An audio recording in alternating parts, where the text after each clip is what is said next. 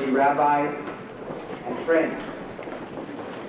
There are 2 dates during the 1982 calendar year which shall long remain as highlights of my life. Last April 12th, during Chol HaMoed Pesach, I learned, very much to my surprise and amazement, that Rabbi Yehuda Kelemer was a candidate for the rabbinical position of our young Israel.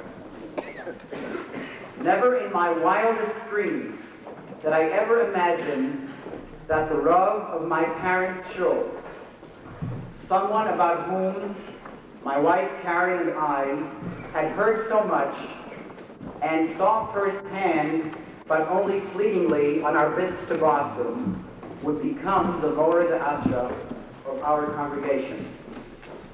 The second date was at approximately 5:37 p.m. last July 9th, a Friday afternoon, shortly before Shabbat. It was then that I received a phone call at camp, one that I shall never forget, but always be grateful for, from our esteemed president, Martin Shirowitz, telling me that Rabbi Kelemer had been selected by our congregation to be our next spiritual leader. Several weeks ago, we read in Parshas Miketz that Paro officially installed Yosef as Egypt's royal viceroy by placing on Yosef's finger his own royal signet ring, by dressing Yosef in garments of fine linen, by laying a gold necklace on his neck, and by placing him on the viceroy's chariot. This evening we have gathered here to ceremoniously install our new Rav, Rabbi Yehuda Kelemer Shvita. We have chosen to refer to this occasion as a Haftarah, as was the custom in Europe for many centuries when a new Rav was welcomed to his community. To me, and I'm certain to many of you here this evening, Rabbi Kelemer's arrival in West Hempstead represents one of the crowning achievements in the annals of our community's history. Rabbi Kelemer, although this evening we shall not hand over to you a signet ring or a gold necklace to officially signify your arrival, I hope that you will view tonight's attendance as a siman tov, as an indication by your balabatim of the love and admiration that we have already begun to feel for you. We wish you, your dear wife Rachi, and your beautiful children many years of good health, sipuk nefesh in all of your work, and may we all share in each other's simchos in the years to come. I would also like to extend a special mazal tov to Rebbetzin Walken, Rachi's mother, who I believe deserves at least some of the credit for bringing the Kelemer family to us. We wish you, Rebbetzin Walken, your children and grandchildren who are with you here tonight, continued nachas from our Rav and his family, and we look forward to your frequent visits to our community so that we can come to know you better. There are a number of rabbis from communities neighboring West Hempstead who, by their presence here this evening, give honor to Rabbi Kelemer. Thank you for accepting our invitation and for joining us. I also wish to thank those rabbis who, because of other previous commitments, were unable to attend, but who also extended their very best wishes to Rabbi Kelemer. At this time, I would like to thank the Honorable Senator Carol Berman from the 9th Senatorial District, as well as Hempstead Town Presiding Supervisor Thomas Gulata, for honoring us with their presence. It gives me great pleasure at this time to introduce Mr. Gulata, who will present a proclamation from the town of Hempstead to Rabbi Kelemer. Mr. Gulata.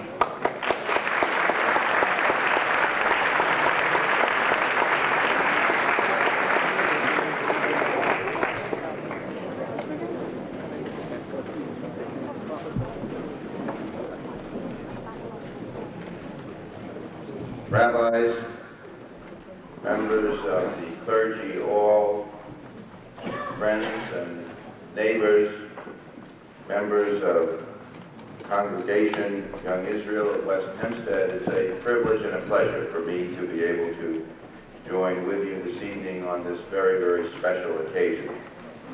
I must tell you, and I take a little risk in conveying this story to you with all of the members of the clergy here, but I will tell you one story very quickly of three professional people who were seated around a table and they were discussing whose profession came first in terms of time. Present there was an architect and a surgeon and a politician, and on the table was a copy of the Testament, which the surgeon opened up and he pointed to a passage and he said, "You see right here it says that woman was born of the rib of man." And obviously that's the job of a surgeon, who came first in terms of time. The architect shook his head no, flipped back a few more passages, and he said, "You see right here it says the world was in chaos, and someone brought it into order. And that's the job of an architect, who came first." The politician just shook his head and smiled at both of them and said, "Well, that may be true, but you know, someone did have to create the chaos."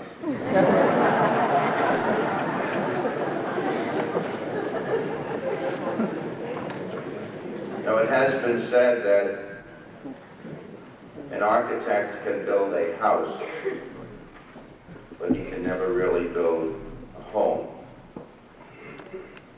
That a student of religion can read all of the religious texts, but a true student of religion never really stops learning. It must be lived 365 days a year. And the same is true with any house of religious learning, which is so much brick and mortar, but which takes on life and meaning in the community as the result, yes, of the congregation and its activities within the community, but even equally as important, because of the religious leadership within that house of religious learning. The type of guidance, the type of spiritual leadership that is provided through the rabbi of that particular synagogue.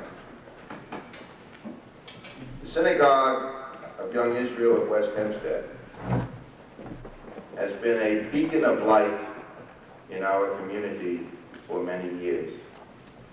It has been a reservoir of religious learning, of spiritual and moral guidance. Rabbi, as you know, means teacher. Being a teacher can be both a frustrating and a rewarding experience. Frustrating because many times what you do today does not come to realization for many years to come. But rewarding because you're dealing with the most cherished commodity that you have as a teacher. Our young people, the lives of our residents, helping to mold those lives, planting the seeds of knowledge which come to fruition as they nurture and mature. Rabbi Kelemer comes to us with a background of compassion and understanding and dedication. A religious leader who has always been there to reach out into the community, to learn concerns, and to respond when there is a problem or when there is one less fortunate. I am certain that under his leadership and under his guidance, this synagogue as well as the community as a whole will move from strength to greater strength. Rabbi, earlier this week, the town board joined together and adopted a resolution inviting you and welcoming you to our community. It gives me great pleasure, without reading all of the whereas clauses because we have a lengthy program ahead, to present this citation to you. With our best wishes from all of the residents of this great township, to each and every one of you who are here to welcome and to join in the joys of this evening, thank you for letting me join with you on this very special occasion. L'chaim Shalom.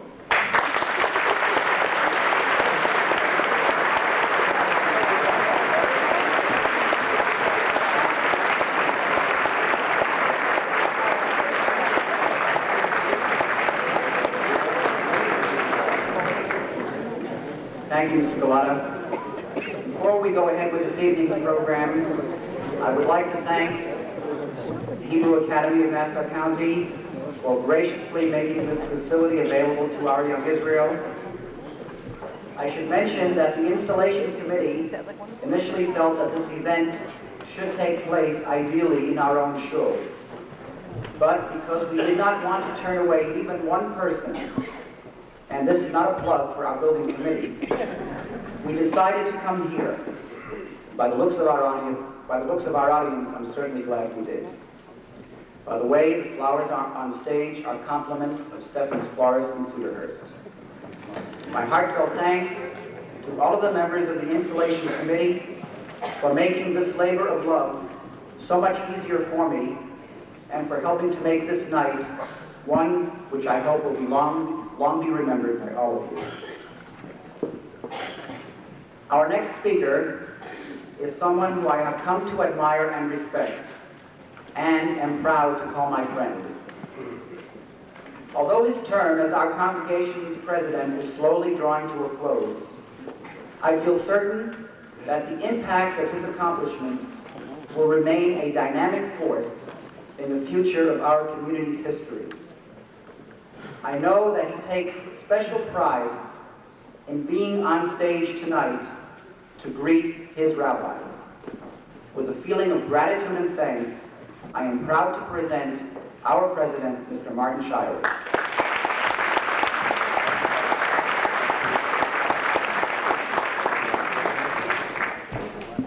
Thank you, Ronnie. Reinu Harav, distinguished rabbis, dear friends. At the outset, I'd like to give my thanks to Dr. Ronald Bachtel and his committee for doing an outstanding job for the installation program. I knew then, as I know now, that when I asked Ronnie to chair the installation, it was going to be a labor of love, resulting in a beautifully planned and meaningful event for all of us. At the same time, I wish to welcome everyone assembled, including Rabbi Kelemer's family and friends, religious and lay leaders of the Jewish community, and of course, my fellow congregants, to what I consider a milestone in the 26-year history of the Young Israel of West Hempstead. The installation of a spiritual leader of a synagogue such as ours does not occur very often. Thank God we have been blessed to have had three distinguished and loved spiritual leaders who helped shape, mold, and lead a part of themselves in our communal ideology and spiritual existence. I speak, of course, of Rabbi Meir Kendall, who was the synagogue's first and founding rabbi, Rabbi Harold Kanatowski of Allah Shalom, and just recently, Rabbi Shalom Gold. Each individual in his own way had a positive impact on the community and helped lay the groundwork and build on its communal foundation. Because of the impact a spiritual leader can have on a community such as ours, the installation of a new spiritual leader has to be considered a milestone in our existence. It symbolizes the beginning of another era in the life of the community and in the history of our synagogue. Today, we are at the threshold of a transition of both the physical structure of the synagogue and the spiritual one as well. I am confident that with the help of the Almighty, our dreams of our new Beit HaKnesset will soon turn to reality, and that our spiritual growth will continue to expand under the able leadership of Rabbi Kelemer. I look upon this installation ceremony as a marriage between rabbi and community. Knowing the West Hempstead community as I do, having come to know Rabbi Kelemer as I have, there could not, in my opinion, be a better marriage. If I may be permitted to close my remarks with a personal statement, I would say only that of all the possible rewards or benefits that I may have had or will receive as president of this synagogue, none could equal the sense of gratification I have at this moment. To have had a share in the selection of Rabbi Kelemer, and to be in a position of getting to know him, standing with him at this threshold, is an experience I will long cherish. To Rabbi Kelemer, Rafi, and their children, I say welcome with all our hearts, and wish you good health, happiness in your new home, and fulfillment of all your aspirations.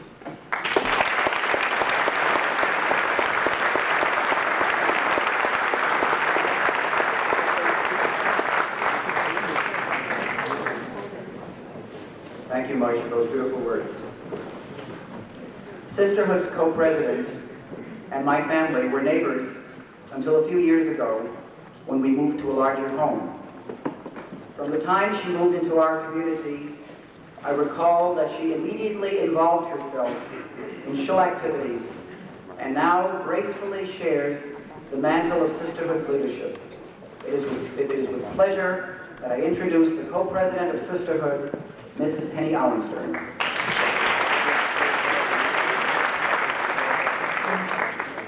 Rabbi Kelemer, distinguished rabbis, and honored guests. Yesterday's Parshat Bo demonstrates the leadership of Moshe Rabbeinu and to guide Bnei Israel through the last of the Makot against Paro and Mitzrayim. This was a time of great anxiety and frustration for our forefathers, as they must have wondered when their anguish and suffering would finally come to an end. Similarly, in our own times, right here in the Gullus, a Jewish community suffers in the absence of a leader.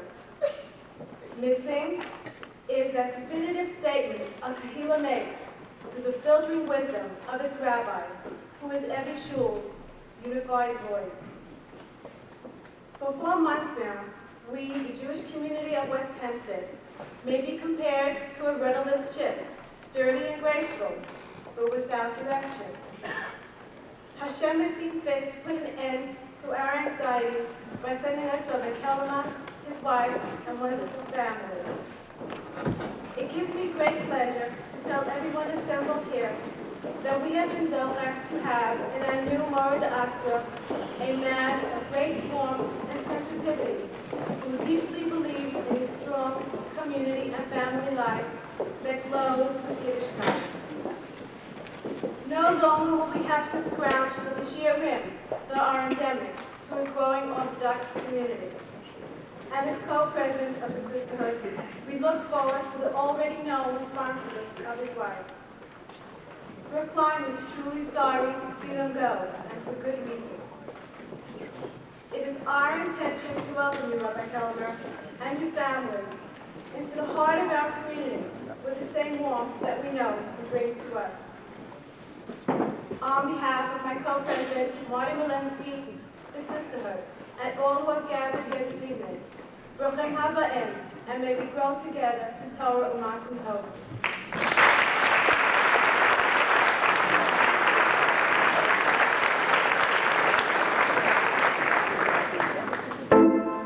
Thank you.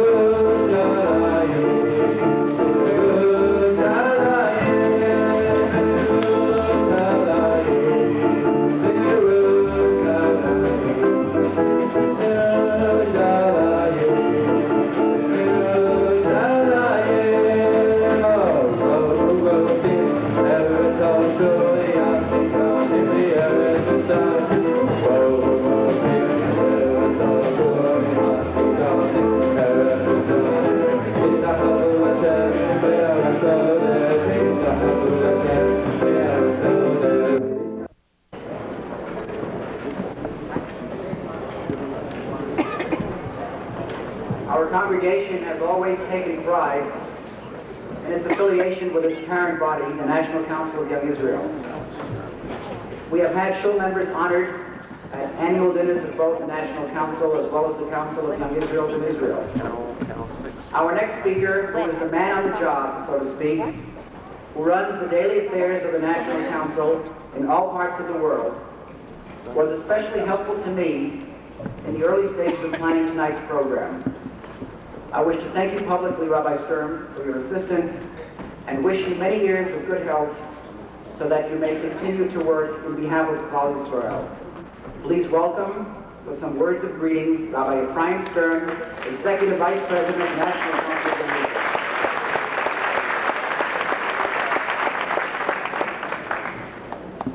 Dr. Wachtel, President, Mr. Rabbonim, Mr.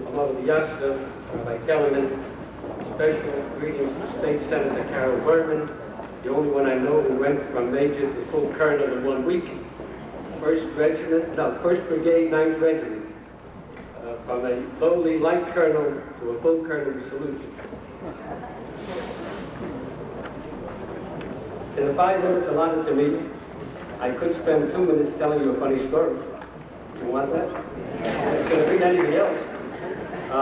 When Ronnie first spoke to me and others spoke to me about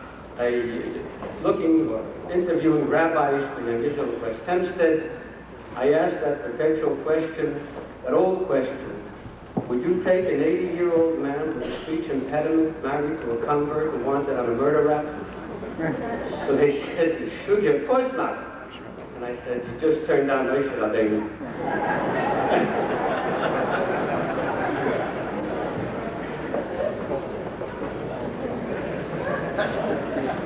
Seriously though,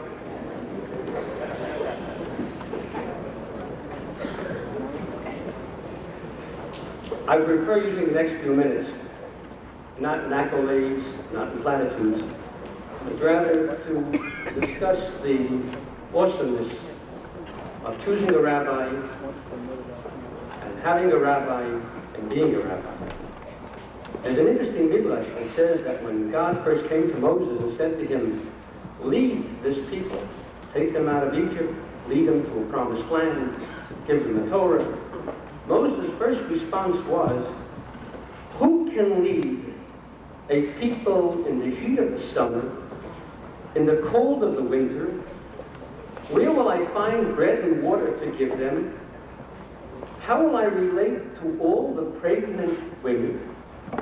And where will I find cookies and candies and goodies to give to the children? That's an interesting midrash, but obviously it's deeper than all that. Deeper than all that. Because therein, in Moses' question, lies the complexity of being a rabbi in a community. What Moses was saying, in effect, is what every rabbi says. He says, how can I relate to a community that has, on the one hand, very hot, passionate, deeply observant people who are looked for chumras upon chumras and try to observe every minutiae of the law with all the passion within them, and at the very same time I have to relate to those who are cold and indifferent, to those who are not moved by the cults and the rate of intermarriage, those who care very little about a silent holocaust that's losing a third of our people on the college campus. How can I relate to these two extremes at the same time? And then he says, how can I sit in both camps? And even if I could, you ask me to visit the sick, to comfort the bereaved, to be present at all the simchas. You ask me to relate to families and to speak to children that have gone a little bit astray. You ask me to all these things. You ask me to sit on the board of federation and community councils, on the building funds of the synagogue and the yeshiva and the mikveh and everything else that goes on in this community. You ask me to sit on all these things, right? All these boards. He says, where will I find the time to give to my people the bread and water of Torah? Where will I find time to learn with them, to elevate them if I'm to do all these things as well? And what of all the pregnant ideas that come? When you have a meeting and someone suggests a problem, there are 20 different ideas that come forward. And woe unto the rabbi who cannot master all of these ideas, though they are contradictory in nature. How can I do that? And then he says, when all is said and done, I'm interested in the next generation. But will you give me the wherewithal for the next generation? Will you give me the funds for an Oneg Shabbat? Will you give me the funds for conventions, for Shabbaton, for outings, so that we can bring the children closer to Yiddishkeit? Will you let me go on an outreach program with the cookies and all the other goodies for the children? Where will I have the time, the understanding, the compassion, the brilliance to handle all of this? And that's been the cry of a rabbi from generation to generation. And the answer God said to him, because I will be with you. If I'm with you, you can do it. The success of Rabbi Kelemer in Brookline, which is not much different than any other community, was because behind the rabbi and the rebbetzin, there was always this confidence that God was with them in what they were doing, and so they could master the most difficult of all tasks. One small idea. I'll tell you how Rabbi Kelemer works. We've seen him, and that's why we so much had in our inner motives to have Rabbi Kelemer come to this great thing, Israel of West Hempstead. When God appeared to Moses at the bush, God said to Moshe, Moshe. The Medrash questions